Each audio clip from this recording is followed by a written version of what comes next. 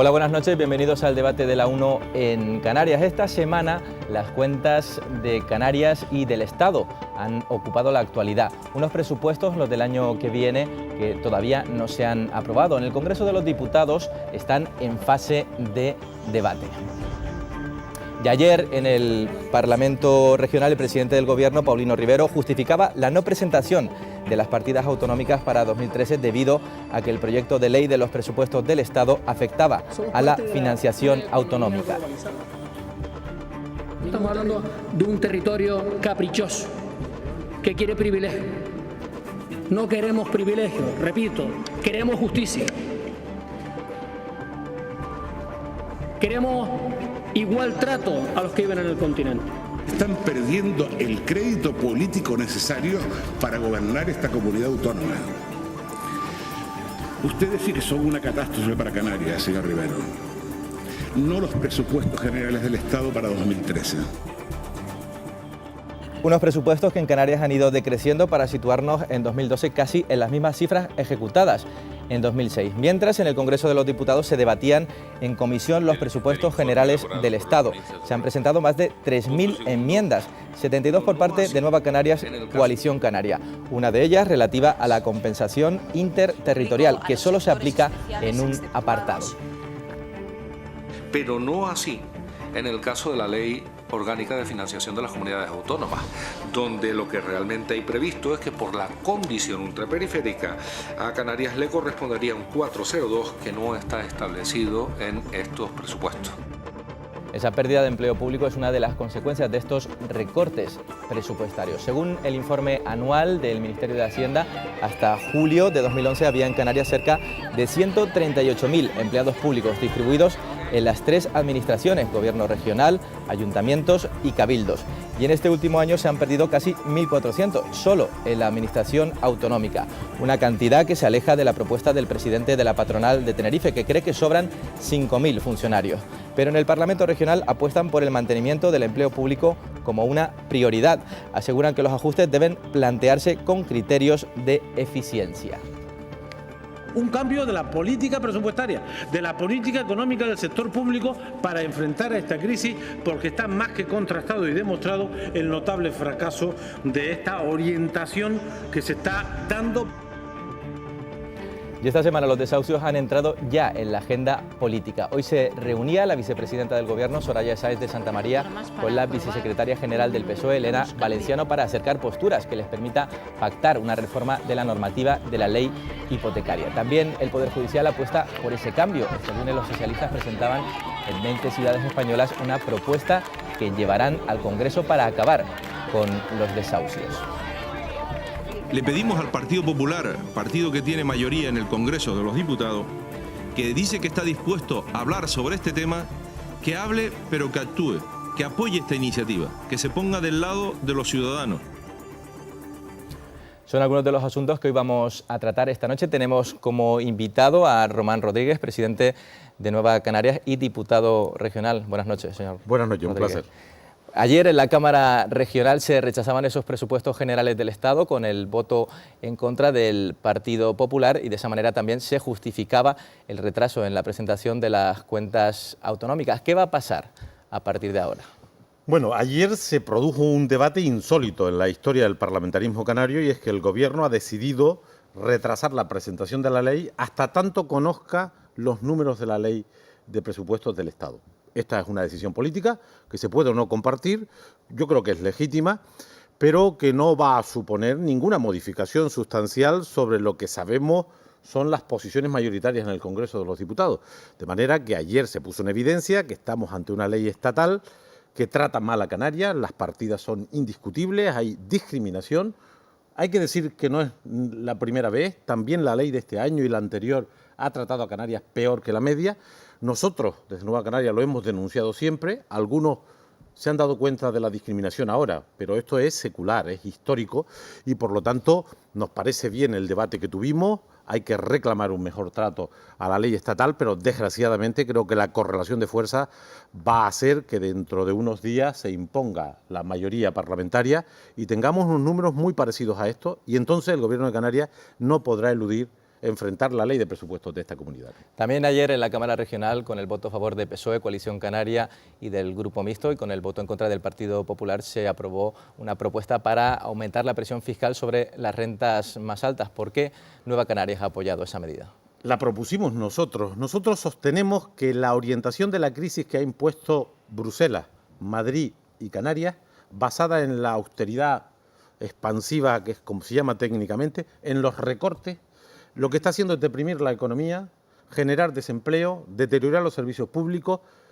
y encarecer lo que debemos, sea público o privado. De manera que sostenemos que la orientación basada en los recortes, en la austeridad, es un fracaso. Y por eso creemos que no se debe persistir en esta estrategia, porque se ha demostrado en estos 3 años de que solo sirve para hundirnos más.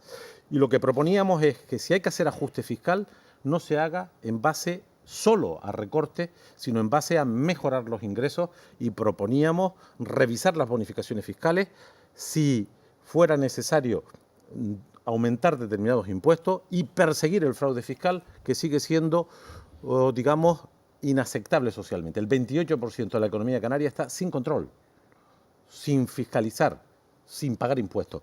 Por lo tanto, decíamos, no más recortes porque no funcionan, porque deprimen la economía, y si hay que hacer ajustes, que se hagan aumentando los ingresos, ¿no? En cualquier caso, el Gobierno regional no aprobará sus cuentas regionales hasta que no se lleven al Congreso esas enmiendas a los presupuestos generales del Estado. Son más de 3.000, entre ellas 72 que va a presentar Coalición Canaria, Nueva Canarias. ¿Cree usted que alguna de ellas va a prosperar, va a salir adelante? No va a salir ninguna. Hay 2 enmiendas que ha presentado el Partido Popular de Canarias. Una de 4 millones para restituir una agresión intolerable, que es la eliminación de la ayuda a la desalación de agua, que es una ofensa, es un desprecio, es un desconocimiento de Canarias, y van a restituir 4 millones de los 4,9 que han restado, y van a poner 1 millón de euros para ayudar al transporte, a la movilidad de los deportistas federados canarios cuando viajan a la península. Y no van a hacer nada más.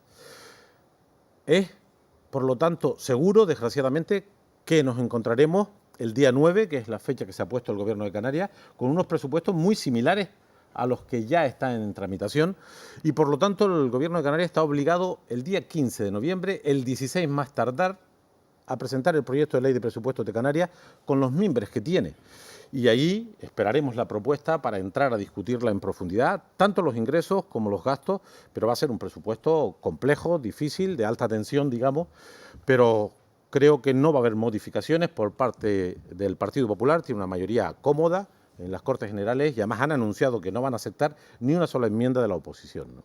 Pues para continuar con este debate contamos esta noche con 6 periodistas que paso ya a presentarles. A la derecha de Román Rodríguez se encuentra Francisco Suárez, director del Canarias 7. Buenas noches. Buenas noches. Santiago Negrín, jefe de informativos de la cadena SER. Muy buenas noches. Hola Miguel, buenas noches.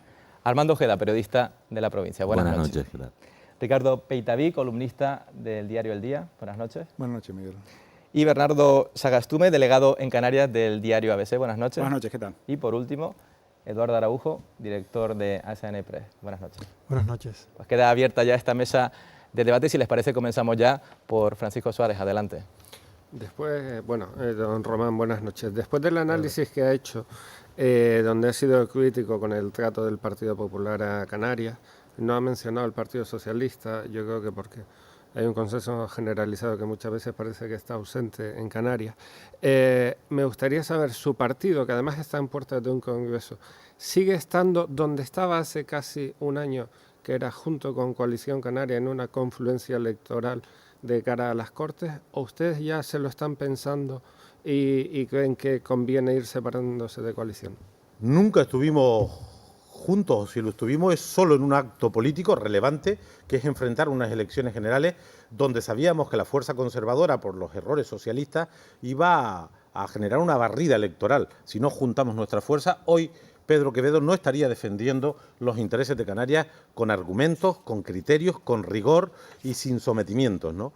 Pero eso no ha supuesto ningún cambio en nuestra estrategia. Nosotros somos una fuerza política nacionalista, alternativa, crítica, que queremos construir una Canarias distinta, y tenemos diferencias con Coalición Canaria, tenemos diferencias con los 2 partidos centralistas, el de Progreso y el Conservador, y por lo tanto nuestro camino en ese congreso del 17 y 18 de noviembre va a ser insistir en la autonomía, en la construcción de una propuesta nacionalista, progresista, de izquierda, si ustedes quieren, porque creemos que se necesita, porque creemos tener propuestas, análisis y apuestas para salir de esta crisis. Por lo tanto, ni antes ni ahora existe ningún proceso de confluencia política orgánica con ninguna otra fuerza política, que no quiere decir que en momentos puntuales, en función de las circunstancias y de los programas, aproximemos posiciones con esta u otras fuerzas políticas. En el Parlamento de Canarias, en este debate, hubiese sido deseable que las 4 fuerzas políticas hubiésemos confirmado cierta unidad sobre asuntos de interés general. Ahora más que nunca se necesita la confluencia, el acuerdo y el consenso. Y nosotros lo vamos a propiciar sin perder la identidad, el perfil propio de Nueva Canarias como nacionalistas de progreso. Santiago Negrín. Señor Rodríguez, buenas noches. Buenas Mire, noches. coincido con usted en una cosa que acaba de decir ahora al final, el espectáculo que dio ayer el Parlamento de Canarias. No creo que fuera un espectáculo edificante, y me gustaría que me lo valorara, en cierta manera, de gente que estaba en su casa, pues con problemas, sin pagar la hipoteca y viendo cómo se peleaban allí. Lo acabamos de ver al señor presidente del gobierno, al señor Cabrera Pérez Camacho. Me imagino que a algunos de ustedes se les quedaría la cara a cuadros viendo lo que estaba ocurriendo allí dentro, ¿no? No fue un espectáculo muy edificante el de ayer del Parlamento, ¿verdad? Bueno, a mí no me gusta lo que dicen los demás partidos, por eso no estoy en ellos, ¿no? Yo ayer escuché al presidente del gobierno y al jefe de la oposición por la cuantía de los diputados que tiene del Partido Popular, y yo creo que no están en lo acertado, no están en el camino que necesita Canarias, pero tengo que reconocer algo que en términos democráticos es indiscutible. Coalición Canaria tiene 21 diputados y el Partido Popular tiene 21 diputados, y lo eligieron los ciudadanos, no están puestos ahí a dedo, de manera que esos son los representantes que el pueblo ha elegido. A mí no me gusta el discurso del gobierno, creo que se equivoca. Tampoco me gusta el discurso de la oposición, y yo procuré, en el tiempo que tenemos derecho, de poner en evidencia que detrás de ese debate hay 378.000 desempleados. Hay un 54% de nuestros jóvenes en paro y sin futuro. Hay un 34% de las familias canarias que están en la exclusión, en la pobreza, y que eso debía unirnos y que sobre esa realidad debíamos tratar. Pero nosotros somos 3 de 60. Y somos 3 de 60 porque la ley electoral es muy injusta, por cierto. Hubiésemos sido 6 de 60 de tener una ley más democrática, pero reconocemos que las mayorías las conforman otros y nosotros somos críticos, alternativos, hacemos propuestas y buscamos el acuerdo, pero ese es el Parlamento que eligió Canarias, ¿no? Armando Ojeda. Hola, buenas noches, señor Buenas noches. Rodríguez, ¿qué tal? Yo le quería preguntar por su posición, la posición particular de Nueva Canarias sobre el empleo público. Hablábamos de las singularidades que tiene Canarias en lo que atañe a los presupuestos y lo que hemos perdido en el diseño de las cuentas estatales. Quizás sea también una singularidad el empleo público en Canarias, una región en la que 1 de cada 6 asalariados trabaja para la administración, y que junto con el sector turístico pues es el único que está generando demanda interna en nuestra economía. ¿Qué diseño tiene para la administración regional?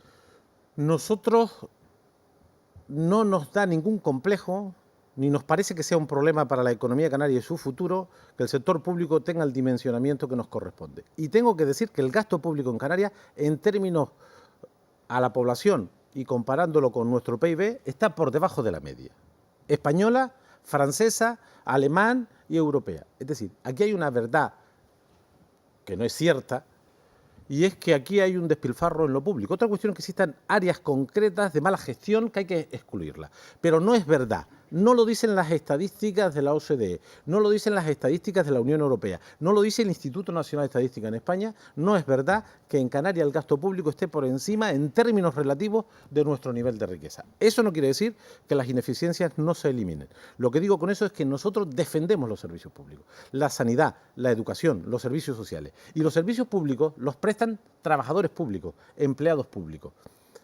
Y corrijo al presentador para decir lo siguiente: entre el segundo trimestre del año 11 y el tercer trimestre del año 12, encuesta de población activa, Instituto Nacional de Estadística, se han destruido en Canarias 32.700 puestos de trabajo.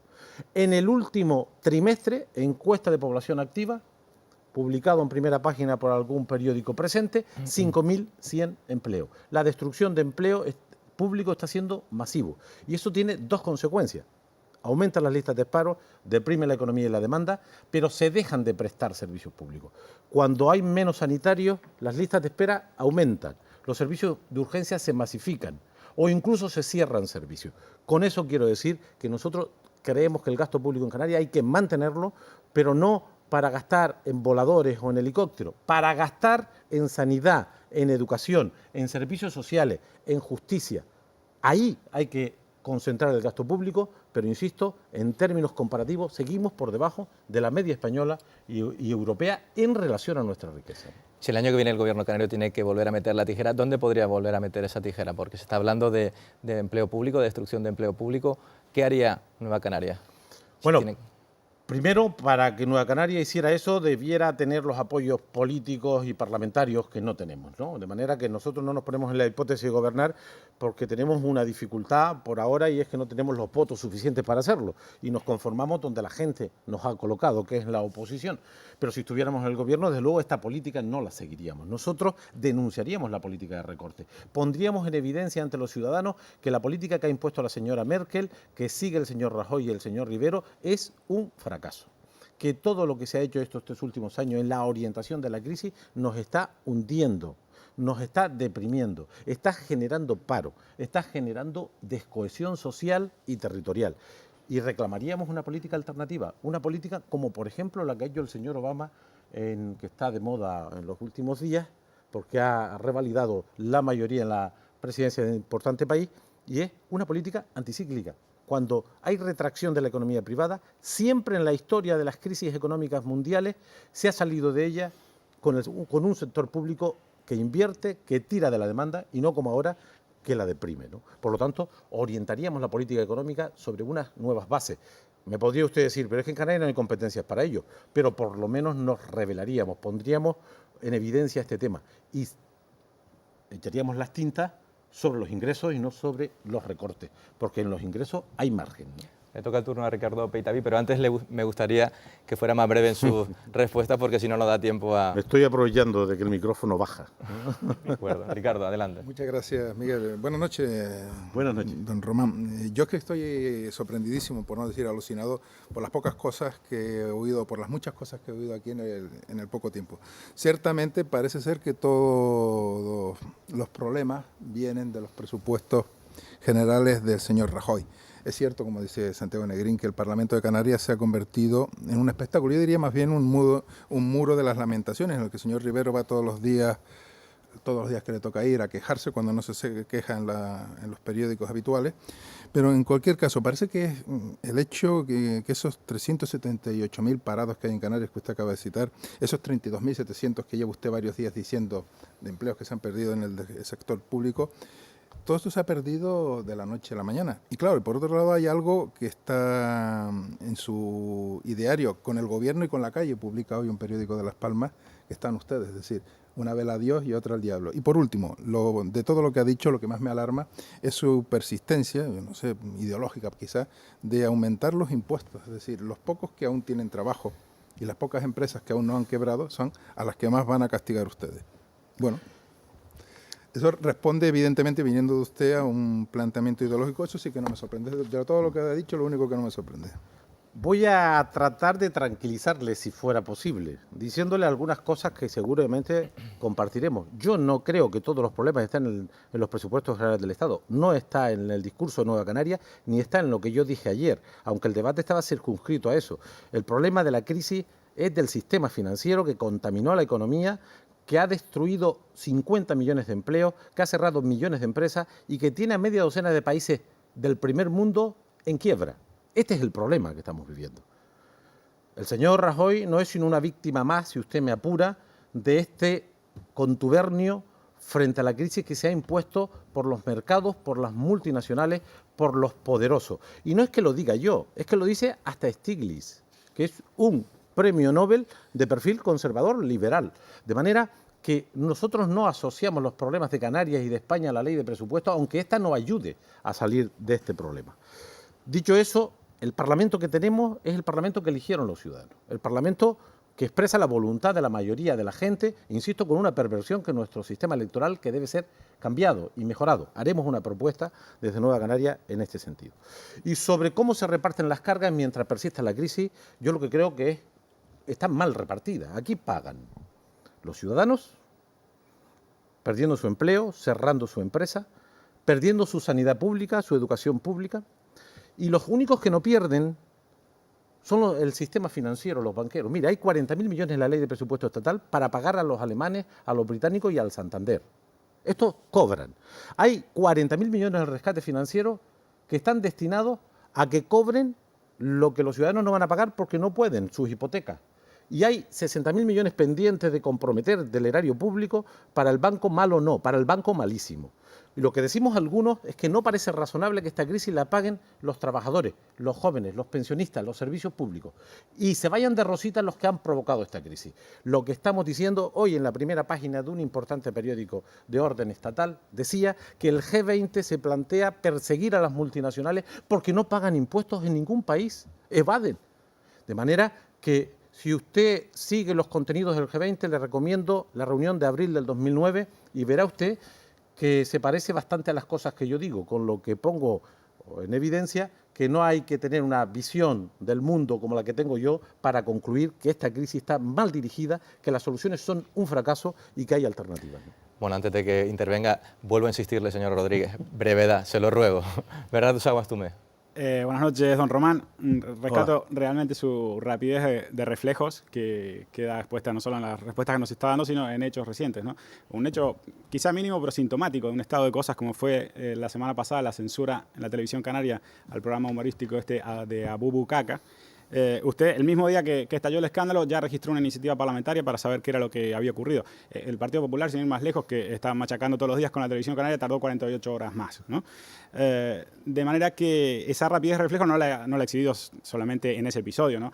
Yo recuerdo el año pasado, por ejemplo, cuando usted ya estaba formalizando el acuerdo electoral con Coalición Canaria, que esa rapidez de reflejos le hizo que súbitamente se olvidara, por ejemplo, de las siglas de ATI, ¿no? Que eran con lo que usted atacaba a su neosocio hasta hacía pocas horas antes de firmar el acuerdo, ¿no? Usted hablaba de ATI-CC permanentemente y, bueno, sin ir más lejos, la campaña en las locales, toda su folletería estaba dirigida directamente contra ATI-CC, ¿no? Recordando la vieja agrupación tinerfeña Independientes, que es el núcleo duro de Coalición Canaria, ¿no? Incluso usted decía que ATI-CC solo quería trenes para Tenerife, ¿no? Eso era una parte de su discurso. Explíquenos por qué se ha olvidado tan rápido de que CC es ATI. Dos cuestiones. Sobre el primer hecho, que no es baladí. Es poco razonable que un medio de titularidad pública no tenga la sensibilidad democrática de respetar la libertad de expresión. A mí me pareció, sin haber visto el vídeo, que de entrada a unos artistas, a unos autores, se les limitara su libre expresión en un medio público, cuando sé de otras televisiones públicas de España, por ir a Euskadi y Cataluña son buenos ejemplos, donde existen programas críticos, satíricos, yo diría que durísimos, ¿no?, con el poder y con el presidente de turno. De manera que reclamamos explicación, creo que han rectificado, si se confirma está bien. Podríamos hablar después, pero bueno. Y van a emitir el programa sin pedir permiso al grupo humorístico. Y con un comunicado diciendo que la política de la televisión es así, de que no querían problemas políticos, pero da la trascendencia en las redes sociales, pues había que emitirlo como para tranquilizar a alguien. Pues no sé. Termine. Con respecto al otro asunto, nosotros hicimos una campaña electoral con nuestras ideas, con nuestra visión y con el mensaje que considerábamos que nos podía permitir los apoyos. Pero las elecciones autonómicas concluyeron con el Partido Popular como primera fuerza, Coalición Canaria como segunda, el Partido Socialista como tercera, con un retroceso evidente, y nosotros como cuarta fuerza política. Y reconocemos esos resultados y reconocemos nuestros aciertos y nuestros errores. Nosotros insistimos en las contradicciones en las campañas electorales, forma parte de la lógica absoluta. Nosotros destacamos los errores, los fallos, los incumplimientos de los adversarios para tratar de trasladar a la ciudadanía que hay alternativas mejores y más prudentes y más adecuadas a sus intereses. Y en esa campaña electoral fuimos críticos con el Partido Socialista Obrero Español, que se olvidan, pero fuimos muy críticos con el Plan Canarias, con Paulino Rivero, y fuimos muy críticos con el Partido Popular.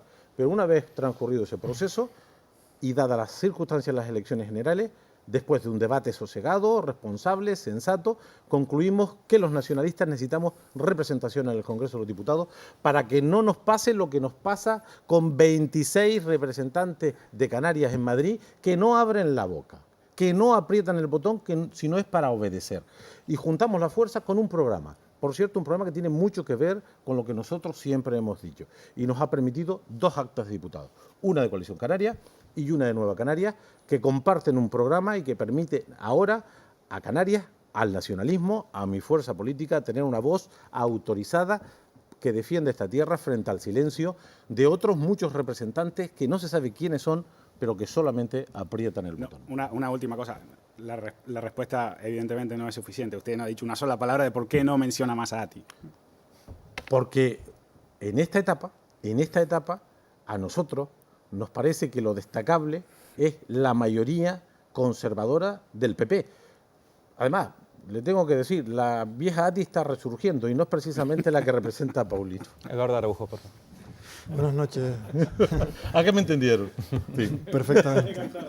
Buenas noches, señor Rodríguez. Muy buenas, don Eduardo. Estamos asistiendo a un momento de crisis enorme que afecta a la vida de los ciudadanos. Primero hay una crisis económica brutal, mayúscula, que empezó por el sector privado con la destrucción de puestos de trabajo, de actividad productiva, de empresas.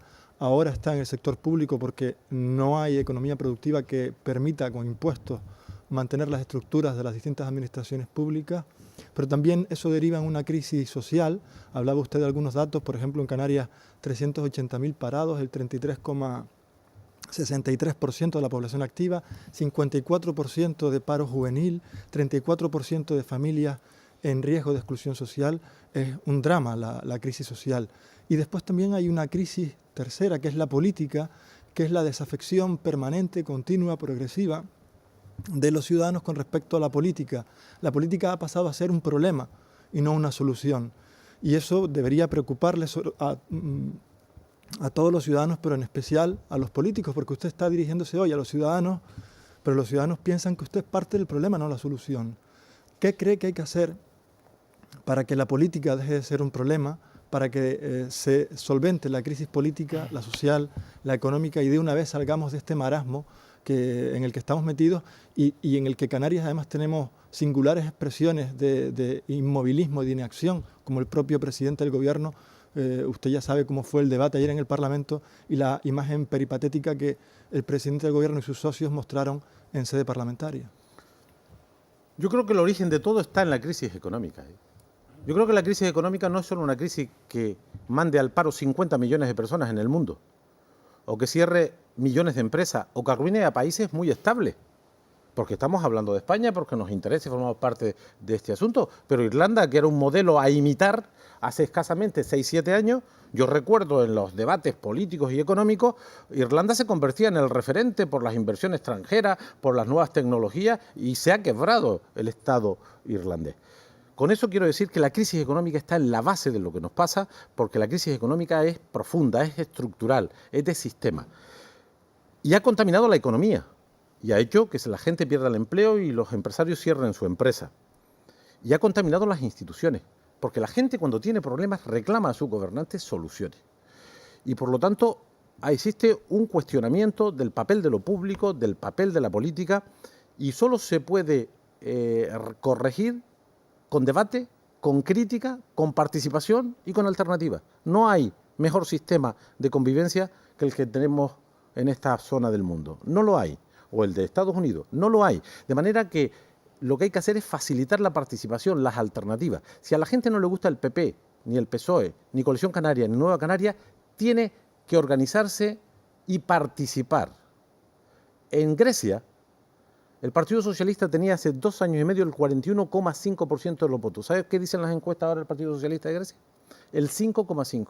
Había un partido pequeñito que tenía el 4%, y ahora se agrupa en torno a Syriza, que tiene el 30% de los votos. Pongo este ejemplo para que los que no están conformes con ninguna de las opciones que operamos en el ámbito institucional se organicen y den alternativas, porque es este el único camino, el de la participación, el de crear alternativas y propuestas. Y digo una cuestión que no es que me tranquilice, pero es una descripción de la realidad. En Galicia, en el País Vasco, hubo elecciones hace muy pocos días. La participación fue prácticamente similar a otras etapas. Y el voto, lo más relevante es el hundimiento del Partido Socialista. Eso es lo más relevante. Pero la participación en Galicia y en Euskadi en las elecciones que tuvieron lugar hace muy pocos días, se perdió un par de puntos de participación. Con eso quiero decir que al final Es este el sistema que nos puede permitir cambiar las cosas, y si a la gente no le gustan los que estamos, que pongan a otros, que busquen a otros. Pero creo que la crisis es la económica la que está contaminando a la sociedad, el bienestar, a la política y las instituciones. Y eso no quiere decir que la política antes y ahora no tenga cosas que corregir.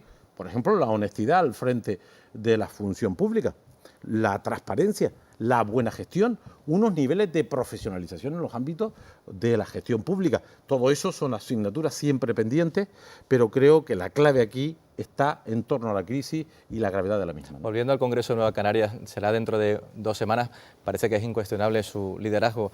¿En ese Congreso usted tiene previsto marcar las líneas rojas de su relación con Coalición Canaria? Las líneas rojas con Coalición Canaria, con el Partido Socialista y con cualquier otra organización. Nosotros somos un partido canario, que creemos en la construcción nacional de Canarias, que creemos que la identidad cultural, geográfica, histórica enriquece, que creemos que las instituciones de autogobierno son útiles, permiten cambiar y avanzar. Yo tengo mucha experiencia en el sistema sanitario y les puedo decir que nada se parece al sistema sanitario que teníamos cuando lo gestionaba Madrid al que construimos las últimas décadas, aunque se ha deteriorado bastante en los últimos tiempos. Por lo tanto, el perfil nacionalista se va a remarcar. Se va a remarcar nuestro perfil comprometido con la mayoría social. Nos vamos a dirigir a los parados, a los desahuciados, a los servicios públicos. Y esos van a ser los límites de las relaciones con los demás. En procesos electorales o en procesos de gobierno, el programa. Lo que sí le puedo asegurar es que nosotros no tenemos en nuestra agenda la confluencia política con nadie. Tenemos en nuestra agenda convencer a mucha gente para que se apoye en este proyecto político, para que participe de él, pero no está en nuestra agenda la confluencia política con ninguna otra organización. No lo ha estado desde el principio y no lo está ahora. Insisto, otra cuestión es que llegues a acuerdos en momentos determinados sobre problemas concretos o sobre programas concretos, pero la autonomía, el perfil nacionalista, progresista de Nueva Canarias se va a reafirmar en ese Congreso. Sobre mi candidatura, pues no lo sé, estoy conversando, ¿no? Hay que hacer una lista, está abierta esa opción y la desvelaremos el 17 por la noche, que es el límite de presentación de candidatura. Quedan poco más de 24 horas para que comience la campaña en Cataluña. Artur Mas está liderando ese discurso soberanista. ¿Usted cree que ese discurso es trasladable a Canarias? Absolutamente no. Cataluña es una realidad social, económica, cultural y política diferente a la nuestra. Ni mejor ni peor, pero totalmente diferente. Ellos tienen una estructura de conciencia nacional de otra naturaleza, tienen una estructura productiva y empresarial de otra naturaleza, tienen elementos culturales de otra naturaleza y por lo tanto no son trasladables procesos y movimientos políticos como ese. Yo respeto la iniciativa que ha tomado el señor Mas, me parece que tiene un futuro comprometido, pero en cualquier caso creo que tendrán que ser los catalanes democráticamente los que diriman esto. Estamos en un país muy democrático, a pesar de los problemas que tenemos, donde se debe hablar y discutir de todo.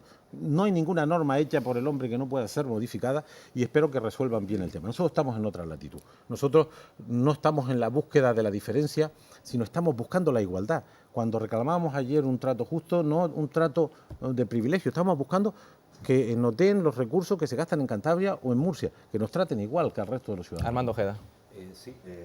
Hablaba ahora de la crisis como el origen del desapego de la política, que es una puerta que se abrió por ahí en el debate y me parece muy interesante. Es evidente que ningún gobierno ha resistido legislaturas completas con esta recesión económica, ha pasado no solo en Grecia, en otros países. Sin embargo, permítame no estar de acuerdo.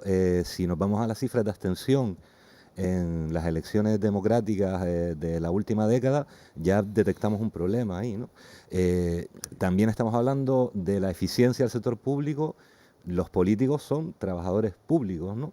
Entonces, le pregunto si no cree que habría que mejorar la eficiencia del funcionamiento del Parlamento, aprovechar mejor las sesiones, ser más franco y sí cambiar la manera de hacer política, porque yo creo que aquí no estamos discutiendo la bondad del sistema democrático, sino justo eso, su eficiencia, ¿no? Muy brevemente, nos quedan 2 minutos de debate. Bueno, los problemas del sistema democrático occidental no son nuevos, son históricos y tiene defectos e insuficiencias y es un debate permanente. Lo que he dicho es que la crisis no ha añadido una gran abstención en los procesos electorales que hemos conocido recientemente. Y no lo decía porque me alegrara, sino constatando ese hecho. La eficiencia en el sector público es fundamental. Pero aquel Parlamento en el que estamos, yo en mis listas no llevaría la mayoría de los que están allí. si dependiera de mí, pero es que las listas las hacen los partidos y las votan los ciudadanos, de manera que no tenemos mejores gobiernos, no tenemos mejores parlamentarios, porque los ciudadanos han elegido a los que están, ¿no? A mí me gustaría que el nivel fuera mayor y la eficiencia fuera mayor. También porque el sistema no ayuda, ¿no? Porque la sistema no ayuda. ley electoral es perniciosa. Bueno, yo le pongo un ejemplo. A nosotros cada diputado nos ha costado 27.000 votos de media. Al resto, al que más, 12.000 votos. Es decir, a nosotros triplicamos casi los votos medios para tener un escaño. Fernando Sagastume, la última. Ayer usted dijo, a esos que piden miles de despidos en la administración, a esos hay que vigilarles las bonificaciones. Yo tengo una idea de a quién se refería usted, pero quizás nos podría hacer explícito a quién se refería. Y por otro lado, por frivolizar un poco, la pregunta de Eduardo tenía una hondura que yo creo que excede este programa, ¿no? De cómo se sale de la crisis. Por frivolizar un poco, ¿usted le parece que se sale de la crisis enamorándose y siendo sensible con los pajaritos? No, no. Desde luego eso contribuirá poco, con seguridad absoluta. Sensibilidad tampoco es malo la crisis. No es malo, pero sería mejor con las personas, ¿no? Efectivamente. Vamos a ver. Mi opinión es que esta crisis es grave, esta crisis tiene damnificados y tiene consecuencias, pero no las pueden pagar solo los trabajadores y los servicios públicos. Lo que no es razonable es que aquellos que reclaman despidos reclamen bonificaciones fiscales. Y si tuviera que elegir, mi partido elige eliminar las bonificaciones fiscales. A los empresarios, no a los trabajadores, no a las clases medias, porque esos son los que pagamos ahora. Pero usted ha hablado de apretarle a los trabajadores, No. Apretarle a los empresarios. A los empresarios no. A los ricos, a los súper ricos, al sistema financiero. Dígame en 10 segundos una sola medida para hacer eso. Una sola medida. Pues el impuesto de patrimonio, el IRPF a partir de 60.000 euros, los impuestos indirectos a los bienes suntuarios, a los coches de 70.000 euros. Para darle un susto a alguno. Para darle un susto a alguno. Del 3 al 5 en su día, ¿no? Le gusta mucho subir los impuestos, me parece. No, pero los impuestos nuestros indirectos son los más baratos de España y de Europa. Ya, pero y soy partidario. Tenemos que terminar. Lo tenemos que dejar aquí porque no tenemos tiempo para más. Tenemos que hablar de muchos más temas. Así que, señor Rodríguez, muchísimas gracias por asistir esta noche al debate de la 1. Le invitaremos en otra ocasión. Pues estaré encantado de participar aquí, como siempre. Gracias por asistir. Continuamos. Este lunes comenzaban a declarar en la Audiencia Nacional los directivos de Bankia acusados de presunta estafa. Pero en esta causa también hay imputados de los principales partidos, sindicatos y patronal. El primero que ha prestado declaración ante el juez Fernando Andreu ha sido el presidente de la Caja de Canarias, Juan Manuel Suárez del Toro, que aseguraba que no recibió información sobre el agujero de la entidad financiera cuando salió a bolsa. Era el primero en declarar y para el día 20 está previsto que el juez interrogue al primer presidente de Bankia, Rodrigo Rato. Sin duda va a ser un largo proceso.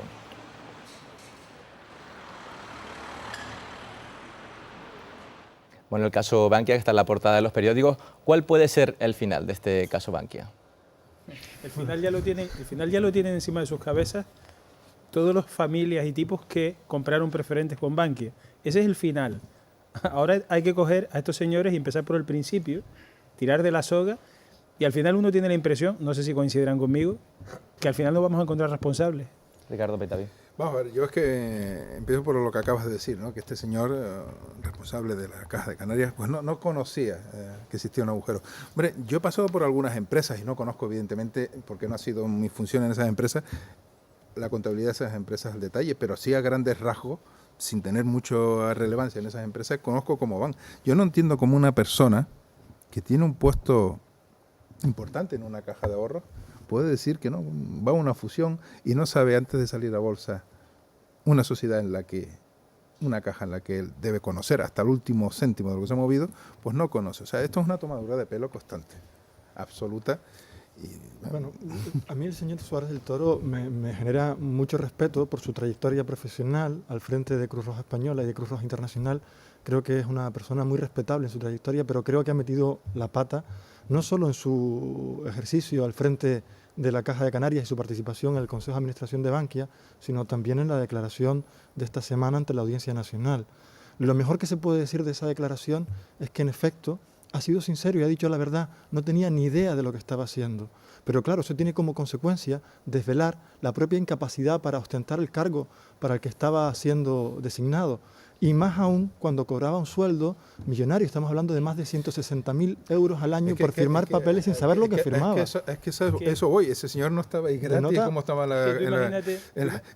estaba cobrando, perdón, estaba cobrando por tener una responsabilidad y no sabía. Es que me vino a la cabeza, Eduardo, Ricardo y todos, me vino a la cabeza ahora que el mismo día que Suárez del Toro, al que le tengo yo también un profundo respeto, sobre todo por su trayectoria en Cruz Roja, estaba declarando y diciendo esto en Madrid, en Santa Cruz de Tenerife había gente que estaba instalándose en las puertas de Bankia. Entonces, veías los dos lados, el blanco y el negro. Es decir, yo no sé nada de lo que estoy firmando. Y unos señores poniéndose en una tienda de campaña con los empleados de Bankia entrando y saliendo. Y dice, mira, esto es el acabose, ¿sabes? ¿Pero qué va a pasar? ¿Va a salir indemne de ese proceso? Primero hay un procedimiento judicial abierto que acaba de empezar. Suárez del Toro tuvo la mala fortuna de que le tocó ser el primero, lo cual le concede un protagonismo mediático que seguramente él era el primero que no quería. Y esperemos a que termine ese proceso. Lo que sí digo es que no carguemos las tintas exclusivamente sobre los banqueros. También tuvimos un Banco de España que presumía de que el sector financiero de este país era el mejor de Europa, el más saneado de Europa.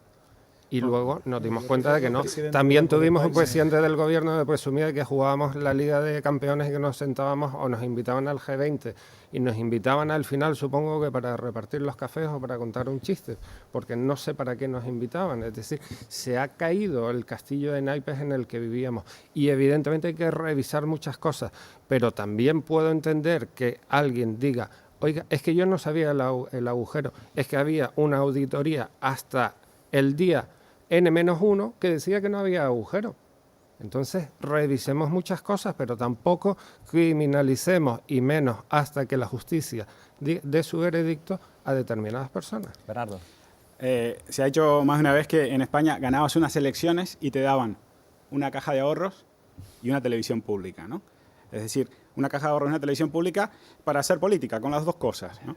Aquí hace minutos teníamos sentado a alguien que era vicepresidente de la Caja Insular de Ahorros. También me hubiera gustado poner sobre la mesa algunos temas mientras él estaba aquí, porque las responsabilidades seguramente no se agotan en Suárez del Toro, que seguramente las tuvo y no puede eludirlas, menos cuando se cobran unos sueldos millonarios como se cobraban en ese tipo de responsabilidades, ¿no?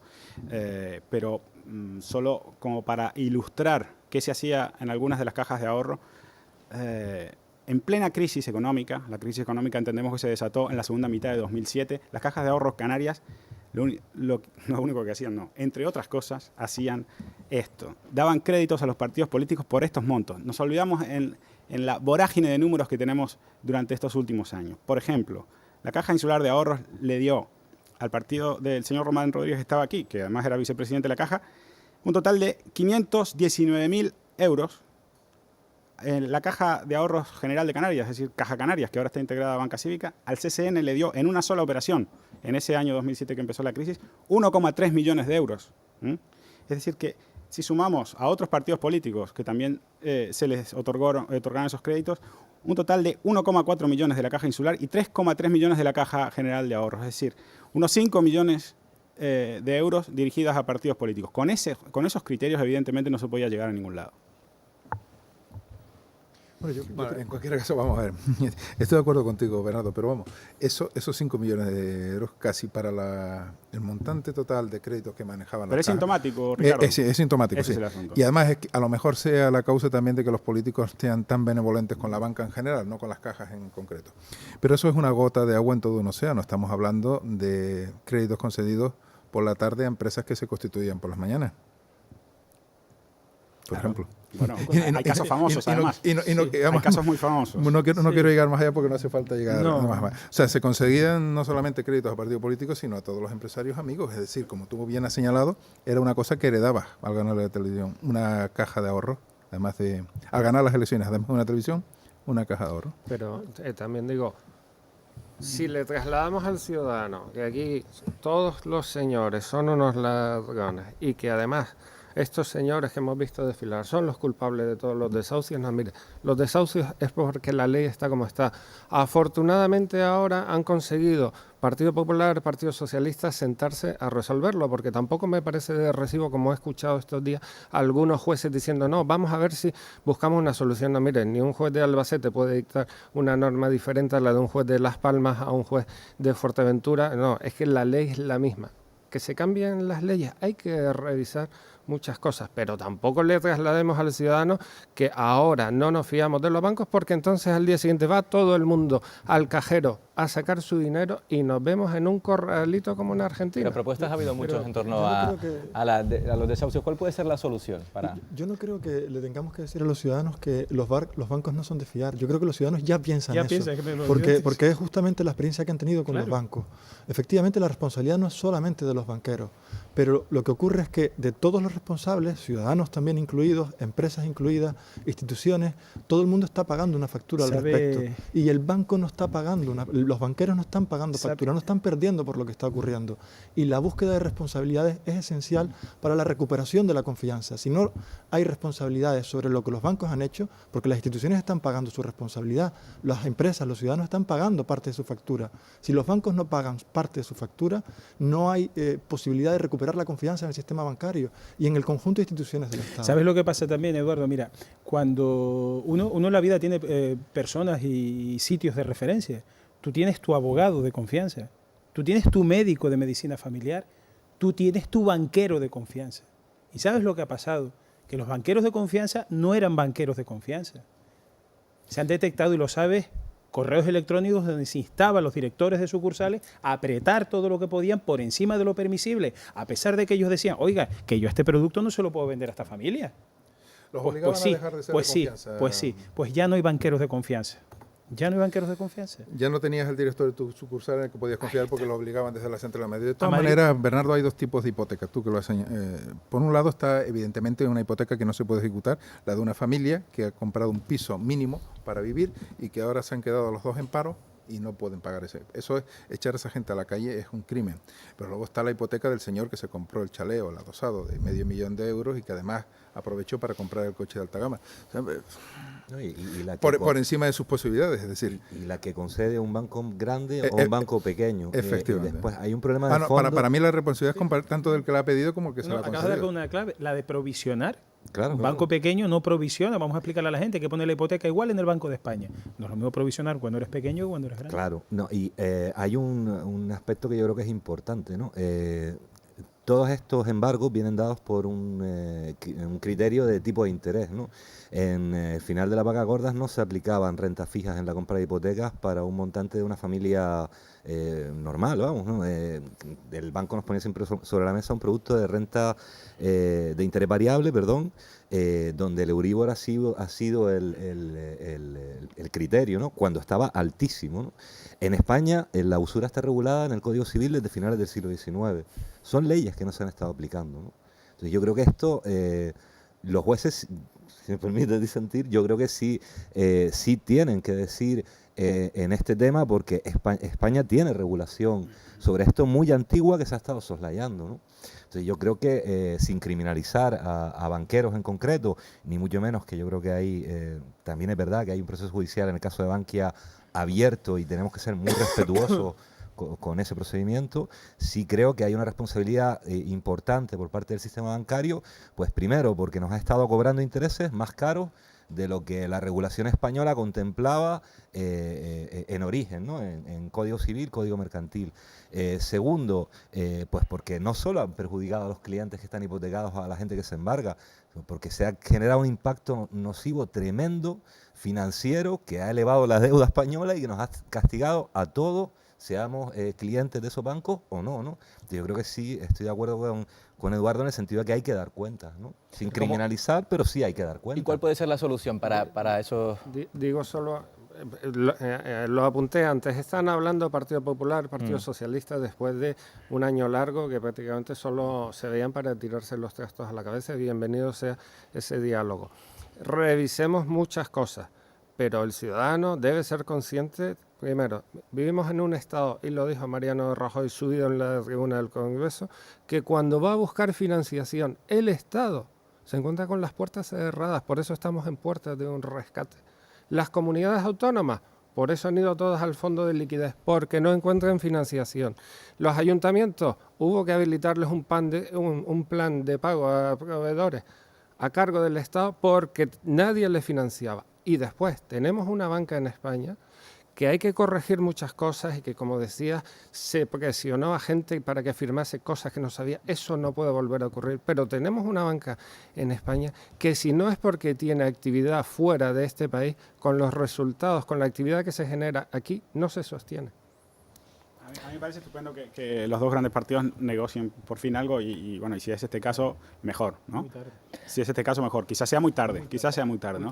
Pero aplícaselo a las 7.500 familias que están pendientes de un desahucio. Vamos a ver si nos da tiempo a tocar un último tema. Ayer el Tribunal Constitucional aprobaba finalmente el matrimonio de personas del mismo sexo. ¿Ha tardado mucho esa sentencia? Han sido 7 años. Bueno, de momento hubiera sido un problemón para el Gobierno central que la sentencia hubiera tenido un sentido contrario, porque a ver quién originó el recurso, ¿no? Y el desgaste social que eso lo podía haber provocado ahora, imagínense, ¿no?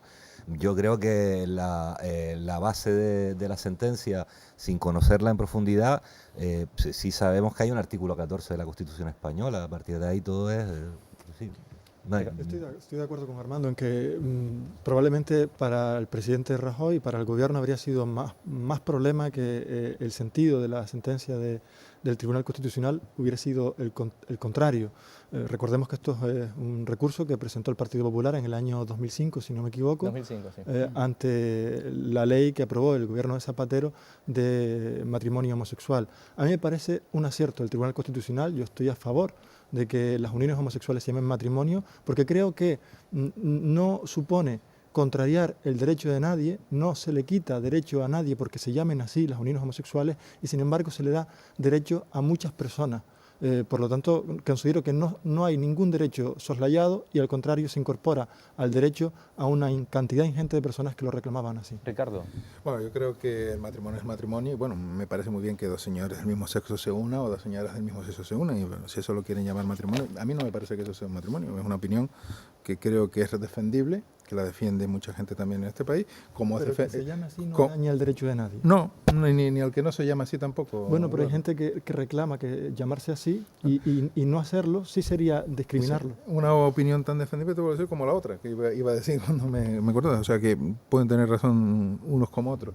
En fin, lo menos mal que el Tribunal Constitucional por una vez por emplear una palabra que usaba antes Román, se ocupa de un tema absolutamente baladí, porque con la que nos está cayendo encima y con lo que tenemos, estar discutiendo si son galgos o podencos, en este país este tipo de uniones están completamente, no solamente legisladas, perfectamente legisladas, sino socialmente admitidas a días de hoy, salvo pequeños grupúsculos. Hoy se admite esto, o sea, no estar volviendo sobre este tema. Francisco Suárez, última intervención. Yo, sobre todo visto con perspectiva, creo que los señores del Tribunal Constitucional deberían explicarle a la sociedad por qué se tarda 7 años en resolver este asunto. Nunca entendí el recurso del Partido Popular, pero creo que la justicia tiene que ser dura, pero no tiene que tardar tanto.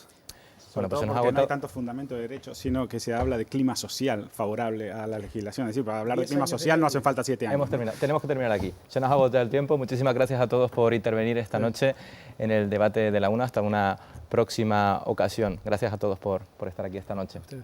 Y a ustedes les esperamos la semana que viene. Será el próximo miércoles. Hasta entonces. Adiós.